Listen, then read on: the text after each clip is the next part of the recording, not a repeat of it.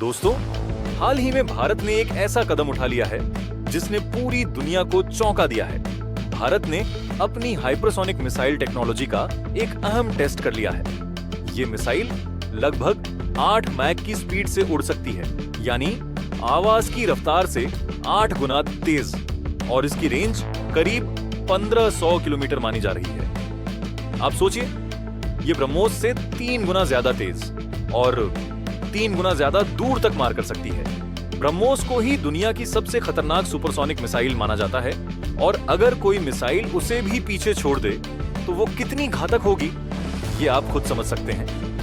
दुनिया में आज तक बहुत कम देश हाइपरसोनिक टेक्नोलॉजी को पूरी तरह हासिल कर पाए हैं। अमेरिका अभी भी इस टेक्नोलॉजी को लेकर संघर्ष कर रहा है। रूस ने जरूर कुछ मिसाइलें बनाई हैं, लेकिन उनकी पेलोड कैपेसिटी यानी उनका असली विनाशकारी प्रभाव सीमित है। चीन की मिसाइलें तो दावा जरूर करती हैं, लेकिन उनकी ग्राउंड रियलिटी को लेकर हमेशा सवाल उठते हैं। ऐसे में भारत का ये कदम एक बहुत बड़ा माइलस्टोन है। लेकिन एक सवाल उठता है, क्या वाकई भारत ने ये मिसाइल पूरी तरह तैयार कर ली है? असल में अब भी मिसाइल का पूरा सिस्टम तैयार नहीं हुआ है। फिलहाल भारत ने इसके सबसे जरूरी हिस्से स्क्रमजेट इंजन की टेस्टिंग पूरी की है। स्क्रमजेट इंजन ही वो दिल है जो हाइपरसोनिक स्पीड को हासिल करने में मदद करता है। इसे विकसित करना बेहद मुश्किल होता है, क्योंकि ये 5 मैक से ऊपर की स्पीड पर काम करता है। आपको याद होगा कि कुछ महीने पहले भारत ने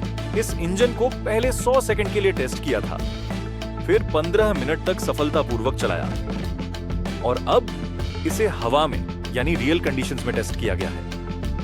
ये टेस्ट ये साबित करता है कि इंजन हवा के अंदर भी हाइपरसोनिक स्पीड को संभाल सकता है। इसका मतलब है कि भारत उस सबसे कठिन चरण को पार कर चुका है जिसे दुनिया के कई देश अभी तक पार नहीं कर पाए। अब आगे क्या होगा?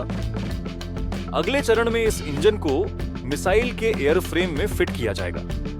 फिर उसकी कैप्टिव फ्लाइट टेस्टिंग होगी, मतलब उसे किसी विमान या बूस्टर से लॉन्च करके देखा जाएगा कि क्या वो हाइपरसोनिक स्पीड पर स्थिर रह पाती है या नहीं। फिर मटेरियल को टेस्ट किया जाएगा कि वो इतनी तेज स्पीड और फ्रिक्शन को झेल पाते हैं या नहीं। उसके बाद इंजन और एयरफ्रेम को मिलाकर रियल हाइपरसोनिक मिसाइल का फ्लाइट ट्रायल होगा। जब ये सब सफल हो जाएगा, तब मल्टी प्लेटफॉर्म टेस्टिंग होगी, यानी इसे जमीन से, हवा से और समंदर से लॉन्च करके देखा जाएगा। तो हाँ, अभी फाइनल मिसाइल तैयार नहीं हुई है, लेकिन सबसे मुश्किल हिस्सा स्क्रमजेट इंजन का सफल डेवलपमेंट भारत ने कर लिया है।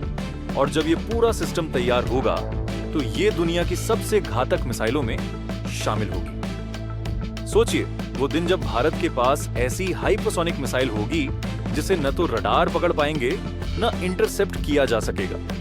ये हमारी डिफेंस पावर को कई गुना बढ़ा देगा और दुश्मनों को लिए एक साफ संदेश होगा, भारत को नजरअंदाज करना नामुमकिन है। दोस्तों, ये सिर्फ एक टेक्नोलॉजी नहीं है, ये भारत की आत्मनिर्भरता, उसकी मेहनत और उसकी वैज्ञानिक क्षमता का सबूत है। और ये उन अनगिनत वैज्ञानिकों और इंजीनियरों की सालों की मेहनत का नतीजा है, जो चुपचाप देश को मजबूत बनाने में जुटे रहते हैं।